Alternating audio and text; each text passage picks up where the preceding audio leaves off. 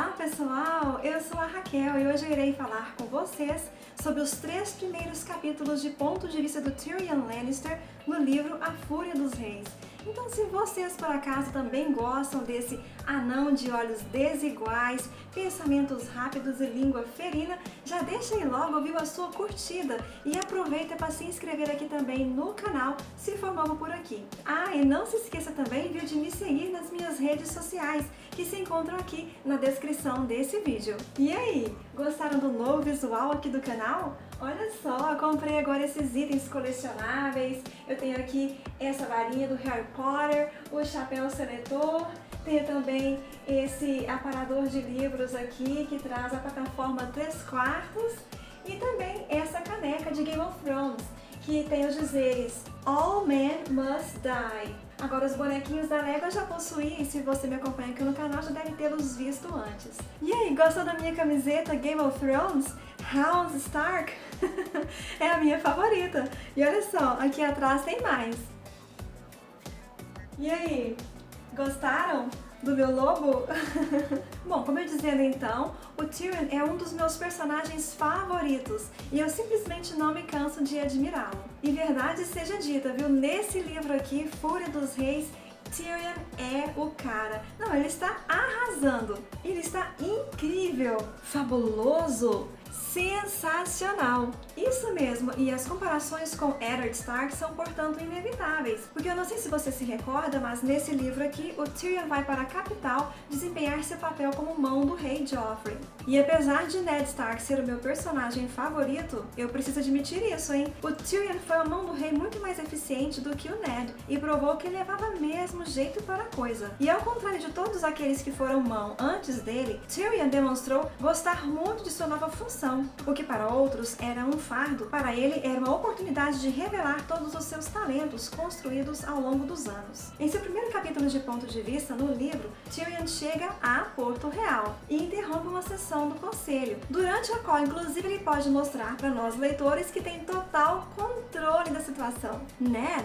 também participou de uma sessão do conselho tão logo chegou à capital, mas conforme você deve se recordar, ele estava mal-humorado e se sentia muito desconfortável no exercício da função. Eddard simplesmente não suportava e não tinha a menor paciência para o que chamou de joguinhos da capital. Já o anão se delicia com as intrigas que encontra ali e sempre tem uma resposta perfeita na ponta da língua. Rapidamente o anão percebe que Cersei tem sido uma má influência para o filho Joffrey e procura então tomar providências para minimizar a influência da mãe sobre o filho primogênito. Atento também aos detalhes que realmente importam, Tyrion nota que não há comida suficiente chegando à capital e sem demora já dá ordens para que algo possa ser feito para amenizar o sofrimento do povo. A Cersei não tinha o menor tato para governar. Ela, por exemplo, em vez de providenciar comida para o povo, estava muito mais preocupada em fabricar armas em grande escala. Esse primeiro capítulo é altamente revelador porque faz uma revisão de muitos acontecimentos graves que foram destrinchados melhor nos livros, mas que a série não mostrou tão bem como deveria. Como, por exemplo, vou citar o fato de que Cersei confessa para Tyrion que Sansa havia procurado ela, a rainha, para delatar todos os planos que o pai havia feito para sair da capital. Com uma filha dessa, hein, Eddard? Ninguém precisa ter inimigos. Foi Cersei também que providenciou para que Robert morresse, embebedando por meio de Lancel com vinho forte, fortificado 3 vezes mais. Varys foi quem sugeriu jogar a culpa na morte de Robert em Ser Barristan Selmy, porque isso daria a Jaime o comando da guarda real. E Mindinho deu a rainha Janos Slynt, chefe da patrulha da cidade, que traiu Ned e teve participação na execução deste. E perante tudo isso, senhoras e senhores, surpreendentemente ao final do capítulo,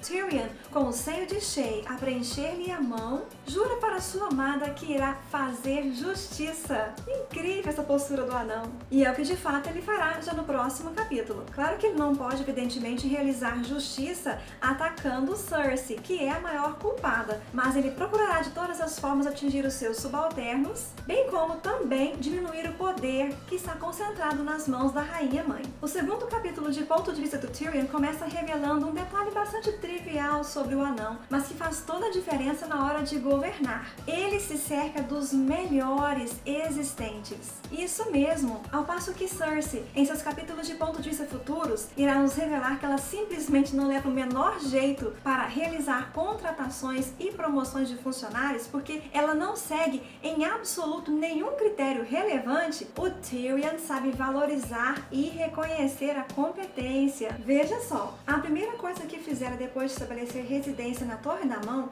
foi saber quem era a melhor cozinheira da cidade e contratá-la para o seu serviço. Ou seja, ele atrai para perto de si pessoas que sejam capazes de fazer aquilo que ele precisa que seja feito. Mas, como eu dizendo, é nesse capítulo que ele inicia seu projeto de fazer justiça. E o que é que ele faz então? Em primeiro lugar, ele convoca Janos Slynt aos seus aposentos e, após travar com ele uma conversa, dispensa o homem da função de capitão da patrulha da cidade e o envia à muralha, bem como Allar Dim e outros homens. Se você não sabe disso, Allar Dim foi o homem que matou aquela prostituta lá no bordel, aquela que possuía a filhinha bastarda do rei Robert. Ele matou tanto a filhinha quanto a mãe. E em afinidade com Ned, Tyrion também considera o assassinato de crianças algo vil, tanto que dá ao novo capitão da patrulha da cidade ordens do que deve ser feito com Allar Dim em sua viagem para o norte. Um deles, disse Tyrion em voz baixa, Dim, diga ao capitão que ele não seria levado a mal se por acaso este cair borda fora, antes de chegarem a Atalaia Leste. Porém, diferentemente de Ned, que foi se desfazendo de seus homens cada vez mais, Tyrion percebe de imediato a grande necessidade que ele precisa se manter bem protegido para poder executar o seu trabalho. Assim, então, logo ele despediu Janos Slynt, ele nomeia alguém de mais confiança, indicado por Varys, para ocupar o mesmo cargo. Sem falar que ele possui uma centena e meia de homens ferozes dos clãs, bem como um crescente número de mercenários recrutados por Bronn. E o método que o Bronn usa para recrutá-los é muito eficiente. Vejam só. Como sabe quem recrutar? Perguntou o anão a Bronn. Examino-os, interrogo-os para saber onde lutaram e como são, mentindo. Bronn sorriu. E então, dou-lhes uma chance de me matar, enquanto faço o mesmo com eles. Então esse é o método do Bronn. Quero também salientar que o entrosamento com Varys é instantâneo e entre os dois nasce uma sólida e duradoura amizade, marcada com a pitada certa de desconfiança, já que o Tyrion não é bobo e ele sabe muito bem manter o pé atrás. As conversas entre os dois são marcadas por tiradas muito divertidas, como esta, por exemplo. Estão espalhando medo, senhor, disse Varys a Tyrion. Pensei que esse fosse o seu trabalho, retrucou o anão. Em seu terceiro capítulo de Ponto de Vista, Tyrion está deliciosamente no controle. Eles recebem uma cópia da carta que Stannis havia enviado a todos os senhores importantes dos Sete Reinos, se autoproclamando rei, e também divulgando acerca da relação incestuosa existente entre Cersei e Jaime, que resultou em filhos bastardos. Claro que Cersei fica furiosa, mesmo sendo tudo verdade, e eles então elaboram um plano muito interessante para difamar Stannis e fazer com que as pessoas se voltem contra ele. Quero também destacar que nesse capítulo Tyrion nos mostra que ele possui uma grande habilidade, a de julgar com precisão o caráter das pessoas, e que era uma coisa para a qual Eddard simplesmente não levava o menor jeito. E claro, essa é uma virtude crucial para aquele que pretende governar. Veja bem essa passagem. Lord Petyr, você é uma criatura perversa, disse a rainha.